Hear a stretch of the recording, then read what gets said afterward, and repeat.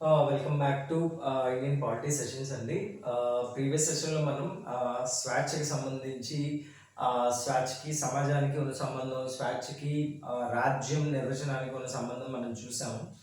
ఇప్పుడు అన్నిటికన్నా important point ఏంటి అంటే ఎగ్జామినేషన్ పాయింట్ ఆఫ్ వ్యూలో స్ట్రైట్గా స్వేచ్ఛకి పరిరక్షణలు అండి.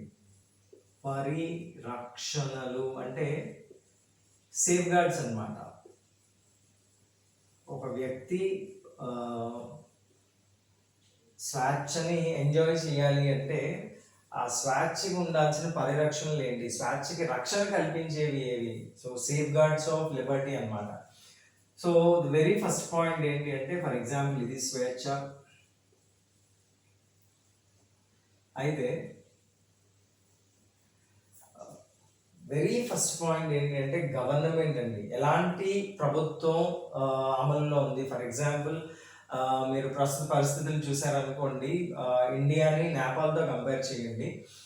నేపాల్కి ఏదైతే రాజ్యాంగం ఉందో, నేపాల్ రాజ్యాంగాన్ని తయారు చేయడానికి మనమే సహాయం చేసాం. ఇక్కడ నుంచి రాజ్యాంగం రాయటంలో కానీ, రాజ్యాంగాన్ని నిర్మించడంలో కానీ ఎక్స్పర్ట్లను మనం నేపాల్కి పంపించాం.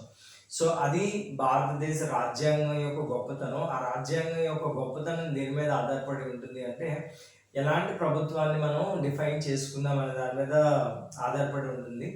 మనది పార్లమెంటరీ తరహా ప్రజాస్వామ్య వ్యవస్థ ప్లస్ ఇందులో ఏంటి అంటే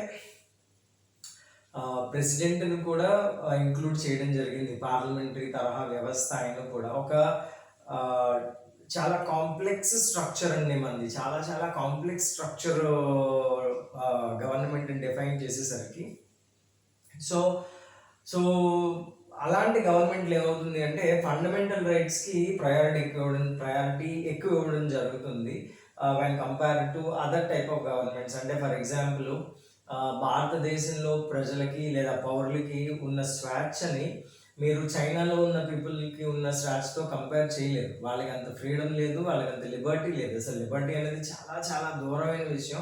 వాళ్ళకి అంత ఫ్రీడమే లేదు అసలు. అంటే స్వాతంత్రమే చాలా చాలా తక్కువ వాళ్ళకి. ఇంకా మీరు ఇంకొక అడుగు ముందుకేసి కొరియా వైపు వెళ్ళారనుకోండి, నార్త్ కొరియాకి సౌత్ కొరియాకి అసలు కంపారిజనే ఉండదు.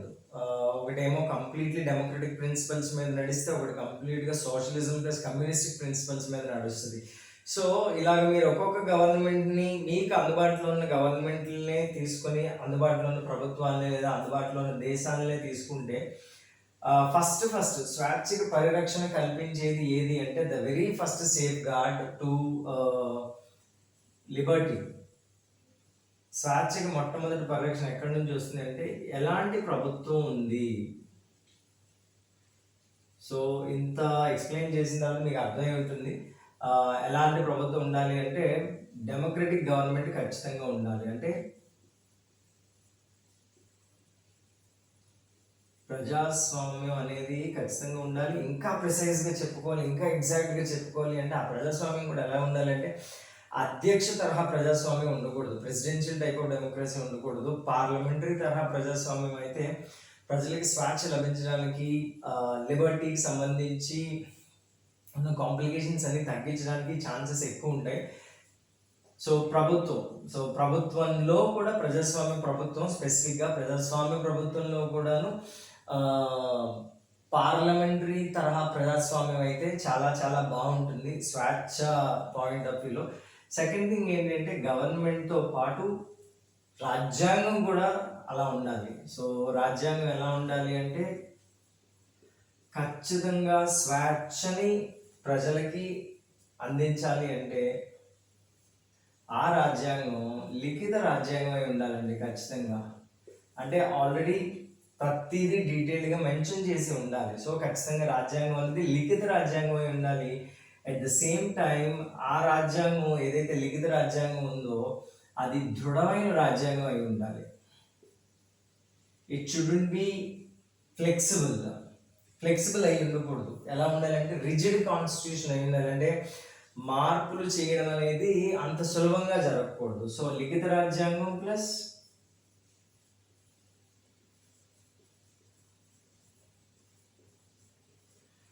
సో ఒక స్టేట్లో లేదా ఒక రాజ్యంలో లేదా ఒక దేశంలో ప్రజాస్వామ్య ప్రభుత్వం ఉంటూ లిఖిత రాజ్యాంగం ఉంటూ అది దృఢమైన రాజ్యాంగం అయినప్పటికీ కూడా ప్రాబ్లం ఎక్కడొస్తుంది అంటే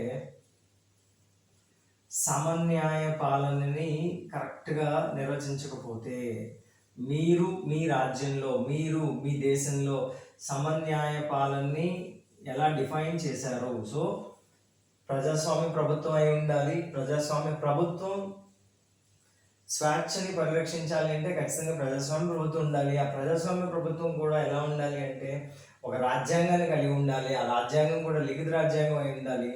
ప్లస్ ఆ లిఖిత రాజ్యాంగం చాలా దృఢమైనది అయి ఉండాలి. అదృఢమైన రాజ్యాంగం ఉండకూడదు, అంటే ఎప్పటికప్పుడు మార్పులు చేర్పులు చేయడానికి వీలుగా ఉండకూడదు. ప్లస్ దీనిని సపోర్ట్ చేస్తూ ఉండాలంటే సమన్యాయ పాలన ఉండాలి.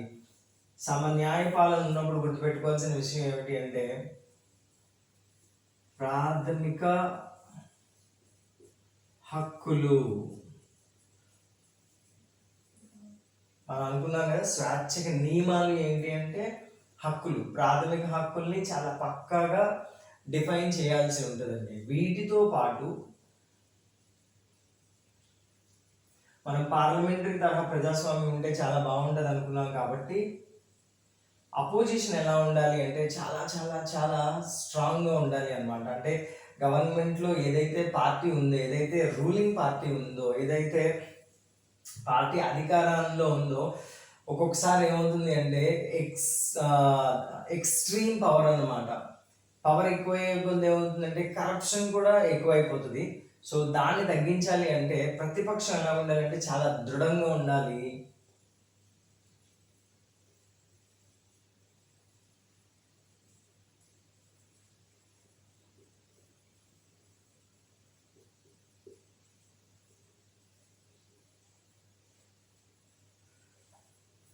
సో ఈ స్టేట్మెంట్స్ ఏవైతే ఉన్నాయో ఇవన్నీ కూడా స్వేచ్ఛని సేఫ్ గార్డ్ చేస్తుంది అనమాట. సేఫ్ గార్డ్స్ ఆఫ్ లిబర్టీ అంటే ఇవి. ప్రభుత్వం ఎలా ఉండాలి అంటే ప్రజాస్వామ్య ప్రభుత్వంలోనే స్వేచ్ఛ అనేది ఆపాదించబడుతుంది. ఆ ప్రజాస్వామ్య ప్రభుత్వం కూడా అధ్యక్ష తరహా ప్రభుత్వం కాకుండా పార్లమెంటరీ తరహా ప్రభుత్వం అయితే ఇంకా చాలా చాలా బాగుంటుంది. అట్ ద సేమ్ టైం ఆ ప్రభుత్వం ఒక లిఖిత రాజ్యాంగాన్ని కలిగి ఉండాలి. Whatever the constitution is there, it should be return constitution. ఆ లిఖిత రాజ్యాంగం కూడా ఎలా ఉండాలి అంటే దృఢమైన రాజ్యాంగం అయి ఉండాలి. So it should B rigid, it should not be flexible. అంటే ఎప్పటికప్పుడు దాన్ని అమెండ్ చేయడానికి అవ్వకూడదు అనమాట. సో ఈ కండిషన్ ఫుల్ఫిల్ చేస్తూ రూల్ ఆఫ్ లాని చాలా బాగా డిఫైన్ చేస్తాయి. అంటే రూల్ ఆఫ్ లా సమన్యాయ పాలనని మీరు మీ దేశంలో మీరు మీ రాజ్యంలో ఎలాగ డిఫైన్ చేసుకున్నారు అంటే ఈక్వాలిటీ ఆఫ్ లా లాగా డిఫైన్ చేసామా, ఈక్వల్ ప్రొటెక్షన్ ఆఫ్ లా లాగా డిఫైన్ చేసామా అన్న దాని మీద ఆధారపడుతుంది. ఈక్వాలిటీ ఆఫ్ లా అంటే నేను మీకు ఆల్రెడీ ఎగ్జాంపుల్ చెప్పాను, Britain example. Equal protection of law అంటే నేను మీకు ఎగ్జాంపుల్ చెప్పాను, ఇండియా ఎగ్జాంపుల్. సో సమన్యాయ పాలనతో పాటు అప్పుడు ప్రాథమిక హక్కుల్ని చూడాలి. ప్రాథమిక హక్కుల్ని ఎలా ఇస్తున్నారు, ఎలాగా ప్రజలకి అందిస్తున్నారు. ఫర్ ఎగ్జాంపుల్ ఇండియన్ కాన్స్టిట్యూషన్లో పార్ట్ 3లో 3వ భాగంలో ఫస్ట్ ఆర్టికల్ 12లో చాలా చక్కగా రాజ్యాన్ని డిఫైన్ చేసిన తర్వాత రాజ్యం తర్వాత ఆర్టికల్ 13లో అప్పటి వరకు ప్రాథమిక హక్కులకి భంగం కలిగించే చట్టాలు ఏవైతే ఉన్నాయో రాజ్యాంగాన్ని మనం యాక్సెప్ట్ చేసిన దగ్గర నుంచి అటువంటి చట్టాలు ఏవి పనిచేయవు. ఇక ముందు ఏమైనా ఫ్యూచర్లో పార్లమెంట్ చేస్తే ఆ చట్టాలను కూడా ఒకసారి ఆలోచించాల్సి వస్తుంది, తీసివేయాల్సి వస్తుంది అని చెప్పేసి చాలా గట్టిగా ఆర్టికల్ 13లో చెప్తారు. సో అంత డీటెయిలింగ్ ఉంటుంది ప్రాథమిక హక్కుల దగ్గరకు వచ్చేసరికి ఇది స్వేచ్ఛను కలిపితే. అందుకే మీరు ఆర్టికల్ 12 ఆర్టికల్ 13 కానీ ఒకసారి చూసారనుకోండి, చాలా స్ట్రాంగ్ ఫౌండేషన్ వేస్తారు ఫండమెంటల్ రైట్స్కి. ఎందుకు అంటే బేస్ పాయింట్ ఇది.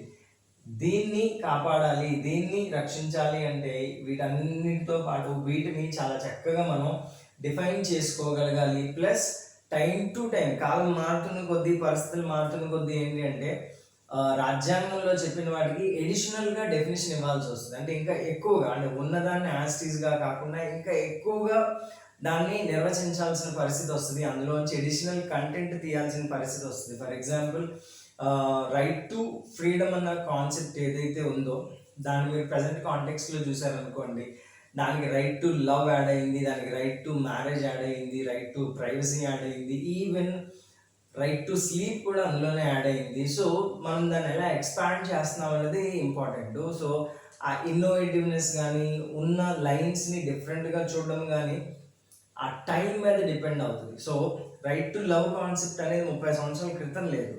30 సంవత్సరాల తర్వాత ఇక్కడ నుంచి ఇంకొక కొత్త కాన్సెప్ట్ యాడ్ అవ్వచ్చు. సో ఏవైతే కాన్సెప్ట్స్ మనం మాట్లాడతామో రాజ్యాంగంలో ఉన్న లైన్స్ని మనం ఎప్పుడూ చూడకూడదు. ఉన్న ప్రతి లైన్కి కొంచెం ఇన్నోవేటివ్గా, కాలానికి అనుగుణంగా, పరిస్థితులకు అనుగుణంగా, అన్నిటికన్నా ముఖ్యం ఎకానమీకి అనుగుణంగా, అప్పుడు జరుగుతున్న పరిస్థితులకి అనుగుణంగా. ఎందుకంటే 1991కి ముందు గ్లోబలైజేషన్ అనే కాన్సెప్ట్ ఇండియాలో లేదు. 91 తర్వాత గ్లోబలైజేషన్ అనే కాన్సెప్ట్ ఇండియాలోకి వచ్చింది. గ్లోబలైజేషన్ అనే కాన్సెప్ట్ ఎప్పుడు వస్తుందో దాని డైరెక్ట్ ఇంపాక్ట్ కల్చర్ మీద ఉంటుందండి. బట్టలు వేసుకునే దగ్గర నుంచి మనిషి బిహేవియర్ వరకు అన్నీ గ్లోబలైజేషన్ మీదే డిపెండ్ ఉన్నాయి. ఎప్పుడైతే బౌండరీస్ని మనం ఓపెన్ చేస్తామో, మల్టీనేషనల్ కంపెనీలు అక్కడ నుంచి ఇక్కడ రావడం కానీ, మన వాళ్ళు అక్కడికి వెళ్ళి పనిచేయడం కానీ ఏదైతే జరుగుతుందో అప్పుడు ఏం జరుగుతుందంటే కల్చరల్ ఎక్స్చేంజ్ జరుగుతుంది.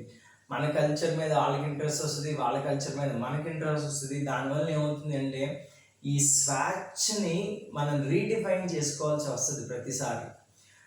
30 సంవత్సరాల క్రితం ఏదైతే మనం మాట్లాడామో ఇప్పుడు మాట్లాడడానికి అవ్వదు. మీరు రీసెంట్ ఇన్నోవేటివ్ కాన్సెప్ట్స్ని చూడొచ్చు కావలిస్తే. Right to love best example, love jihad concept best example, right to marriage best example. దానివల్ల ఏంటంటే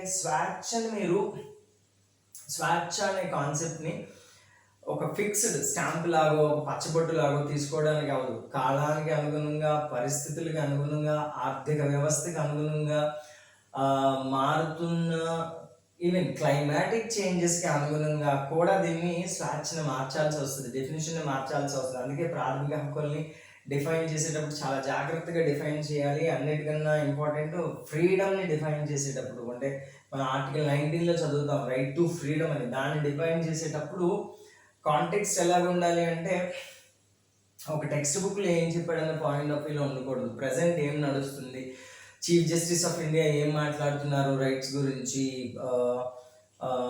డైలీ న్యూస్లో దానికి సంబంధించిన కంటెంట్ ఏమొస్తుంది, పీపుల్ ఎలా ఫీల్ అవుతున్నారు, గ్లోబలైజేషన్ ఇంపాక్ట్ ఏంటి ఇండియా కల్చర్ మీద, ఇవన్నీ కంబైన్ చేస్తే కానీ దీన్ని అర్థం చేసుకోవడం చాలా చాలా చాలా కష్టం. ఎందుకంటే కొత్త కాన్సెప్ట్లు, ఇన్నోవేటివ్ కాన్సెప్ట్ని సుప్రీంకోర్టు యాడ్ చేయడం జరుగుతుంది.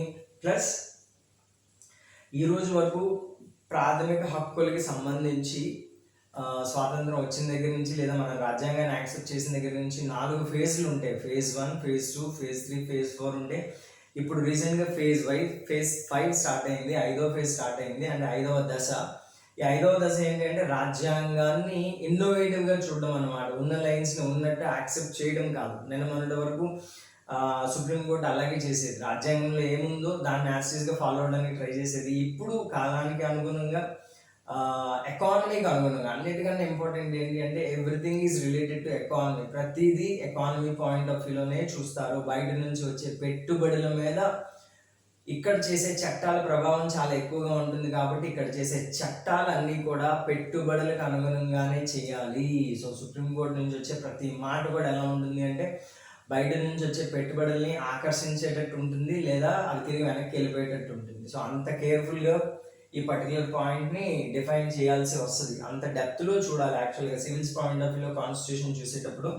దట్స్ వై నేను స్టూడెంట్స్కి లక్ష్మీకాంత్ చదవమని ఎట్టి పరిస్థితుల్లోనూ చెప్పను. ఫస్ట్ ఆఫ్ ఆల్ ఈ రకమైన ఫౌండేషన్ వస్తే కానీ మీరు పాలిటీని అర్థం చేసుకోలేరు. సో నా ఫోకస్ పాయింట్ అంతా ఇది. సో నేను ప్రీవియస్ వీడియోలో స్వేచ్ఛ గురించి మాట్లాడాను, సమాజం గురించి మాట్లాడాను, రాజ్యం గురించి మాట్లాడాను, న్యాయపాలన గురించి మాట్లాడాను. ఇప్పుడు ఈ వీడియోలో స్వేచ్ఛకి పరిరక్షణలు ఏంటి, స్వేచ్ఛని కాపాడేవి ఏంటి, ఒక వ్యక్తి నుంచి స్వేచ్ఛని లాక్కోకుండా వ్యక్తి సిటిజన్ అవ్వాల్సిన అవసరం లేదు. అంటే ఒక దేశ పౌరుడికే ఉంటాయా ప్రాథమిక హక్కులు అంటే ప్రాథమిక హక్కులన్నీ మానవులందరికీ ఉంటాయండి. సో ఇండియన్ కాన్స్టిట్యూషన్లో ఫండమెంటల్ రైట్స్ ఏవైతే ఉన్నాయో ఫారినర్స్ కూడా ఉంటాయంటే ఆల్మోస్ట్ అన్ని ఫండమెంటల్ రైట్స్ ఇండియన్స్కి ఎలా ఉంటాయో ఫారినర్స్కి కూడా అలాగే ఉంటాయి, ఎక్సెప్ట్ ఒక 2-3 ఫండమెంటల్ రైట్స్ తీసి పక్కన పెట్టేస్తే తప్పితే మిగతా అన్నీ కూడా మనుషులందరికీ సమానమే. సో ఆ పాయింట్ ఆఫ్ వ్యూలో ఒక మనిషి నుండి స్వేచ్ఛని లాక్కోకుండా ఆపేవి ఏంటి అంటే ప్రభుత్వం ఆపాలి, ప్రజాస్వామ్య ప్రభుత్వం ఆపాలి. ఆ ప్రజాస్వామ్య ప్రభుత్వం కూడా పార్లమెంటరీ తరహా ప్రభుత్వం అయితే చాలా మంచిది. అధ్యక్ష తరహా ప్రజాస్వామ్యంలో చాలా ప్రాబ్లమ్స్ ఉంటాయి. You know that. You can take example as USA. Parliamentary తరహా ప్రజాస్వామ్యం ఉంటూ అందులో రాజ్యాంగం ఉండాలి, ఆ రాజ్యాంగం కూడా లిఖిత రాజ్యాంగం అయి ఉండాలి, ఆ లిఖిత రాజ్యాంగం కూడా దృఢమైన రాజ్యాంగం అయి ఉండాలి.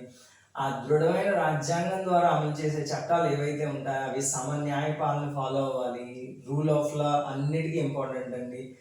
కాన్స్టిట్యూషన్ మొత్తం దీని మీద బేస్ అయి ఉంటుంది. సో సమన్యాయ పాలన కాన్సెప్ట్ వచ్చినప్పుడు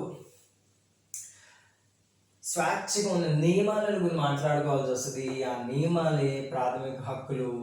ఈ ప్రాథమిక హక్కులకు భంగం కలగకుండా ఉండాలి అంటే అపోజిషన్ అనేది చాలా చాలా చాలా స్ట్రాంగ్గా ఉండాలి. సో ఇవి కానీ కరెక్ట్గా ఉంటే స్వేచ్ఛ అనేది చాలా పర్ఫెక్ట్గా అందుబాటులో ఉంటుంది. అంటే స్వేచ్ఛగా ప్రజలు స్వేచ్ఛ అందుబాటులో ఉంటుంది అన్న స్వేచ్ఛని ప్రజలు ఫీల్ అవుతారు. అంటే స్వేచ్ఛ అంటే it is a freedom without limits and boundaries. కానీ అలాగ కానీ అబ్సల్యూట్గా గవర్నమెంట్ కానీ ఇచ్చేసింది అనుకోండి, చాలా చాలా చాలా లా అండ్ ఆర్డర్ ఇవన్నీ డిస్టర్బ్ అవుతాయి. సో అలా కాకుండా స్వేచ్ఛని ఎంతవరకు ఇవ్వాలో అంతవరకు ఇవ్వాలి. కానీ యాక్చువల్గా స్వేచ్ఛ అంటేనే పరిమితులు లేనిది, కానీ అబ్సల్యూట్ ఫామ్లో ఏది ఇంప్లిమెంట్ అవ్వడం కష్టం. కాబట్టి ఫండమెంటల్ రైట్స్ పాయింట్ ఆఫ్ వ్యూలో మనం స్వేచ్ఛను మాట్లాడుకోవడానికి వీలవుతుంది అండి. సో స్వేచ్ఛకి సంబంధించి, స్వేచ్ఛ పరిరక్షణకు సంబంధించి మ్యాక్సిమం కంటెంట్ నేను మీకు ఎక్స్ప్లెయిన్ చేశాను. స్వేచ్ఛ కానీ, స్వాతంత్రం కానీ, ప్రాథమిక హక్కులు కానీ మనం ఒకసారి ఆర్టికల్ 12 నుంచి ఫండమెంటల్ రైట్స్ని, ప్రాథమిక హక్కుల్ని డీటెయిల్గా చూసినప్పుడు కానీ డైరెక్టివ్ ప్రిన్సిపల్స్ ఆఫ్ స్టేట్ పాలసీని అంటే ఆదేశ సూత్రాలు అంటారు. ఎగ్జాక్ట్ మీనింగ్ ఆదేశ సూత్రాలు అనకూడదు, ఎందుకంటే డైరెక్టివ్ ప్రిన్సిపల్స్ వరకే ఆదేశ సూత్రాలు అనాలి. చివరిన స్టేట్ పాలసీ ఉంది. స్టేట్ పాలసీ అంటే ఒక రాజ్యం ప్రజలకు సంబంధించి పాలసీలు చేసేటప్పుడు ఫాలో అవ్వాల్సిన ప్రిన్సిపల్స్ అవి. సో తెలుగులో పర్ఫెక్ట్గా ఆదేశ సూత్రాలు అనే వర్డ్ సూట్ అవ్వదు, దానికి ఇంకా యాడ్ చేయాలి. సో ప్రాథమిక హక్కులు మాట్లాడినా, ఆదేశ సూత్రాలు మాట్లాడినా, ఏది మాట్లాడినా అవన్నీ వ్యక్తి స్వేచ్ఛకు, వ్యక్తి అభివృద్ధికి భంగం కలగకుండా, వ్యక్తి మూర్తిమత్వం అంటారు, కంప్లీట్ డెవలప్మెంట్కి ఇవి దోహదపడతాయి. కాబట్టి ఇది చాలా చాలా చాలా ముఖ్యమైనది. ఎగ్జామినేషన్ పాయింట్ ఆఫ్ వ్యూ గురించి నేను మాట్లాడడం లేదండి. ఎగ్జామినేషన్ పాయింట్ ఆఫ్ వ్యూ ఎలాగే ఇంపార్టెంటే, కానీ జనరల్ పాయింట్ ఆఫ్ వ్యూలో ఒక వ్యక్తికి ఒక రాజ్యంలో కావాల్సిన బేసిక్ ఎలిమెంట్ ఏంటి అంటే స్వేచ్ఛ. అంటే ఒక వ్యక్తి ఇర్రెస్పెక్టివ్ ఆఫ్ ది జెండర్ చదువుకోవడానికి చాలా రిస్ట్రిక్షన్స్ ఉంటాయి. ఎందుకంటే ఇద్దరికి, ఫెమినిన్ జెండర్కి, మాస్కులిన్ జెండర్కి ఒకేలాంటి రూల్స్ అండ్ రెగ్యులేషన్స్ ఉండవు. అక్కడ మళ్ళీ సమాజం అడ్డు వస్తుంది. సమాజం ఆచారాలు, కట్టుబాట్లు, అలవాట్లు, పద్ధతులు చాలా చాలా పెట్టి 2 జెండర్ని సెపరేట్ చేస్తారు. సో అందుకే నేను సమాజం నుంచి రాజ్యంలోకి వెళ్ళి, రాజ్యంలో నుంచి స్వేచ్ఛలోకి వచ్చాను. సో ఇంత కాంప్లికేషన్ ఉండదు. కాబట్టి ఇది ఎగ్జామినేషన్ పాయింట్ ఆఫ్ వ్యూలోనే కాదు, జనరల్ పాయింట్ ఆఫ్ వ్యూలో కూడా స్వేచ్ఛని అర్థం చేసుకోవడం ఒక ఇండివిజువల్గా, ఒక ఆస్పిరెంట్ లాగా కాదు, ఒక సివిల్స్ ఆస్పిరెంట్ లాగా, ఒక ఏపీఎస్సి ఆస్పిరెంట్ లాగా కాకుండా ఒక ఇండివిజువల్గా, ఒక వ్యక్తిగా దీన్ని అర్థం చేసుకోవడం చాలా చాలా చాలా ఇంపార్టెంట్. ఎందుకంటే మీ నెక్స్ట్ జనరేషన్స్కి దీన్ని మీరు ఎలా ఎక్స్ప్లెయిన్ చేస్తారు, మీరు దీన్ని ఎలా ఫీల్ అవుతున్నారు, వాళ్ళకి ఎలాంటి స్వేచ్ఛ ఇస్తున్నారు అన్న దాన్ని బట్టే నెక్స్ట్ సమాజం అనేది ఎస్టాబ్లిష్ అవుతుంది. కాబట్టి not only in examination point of view, in personal point of view, in individualistic point of view also this Liberty concept is very very very important. So that's all for this session. నేను next వీడియోలో స్వేచ్ఛకి సంబంధించిన కొన్ని పాయింట్లు చెప్పడానికి try చేస్తానండి. Thank you.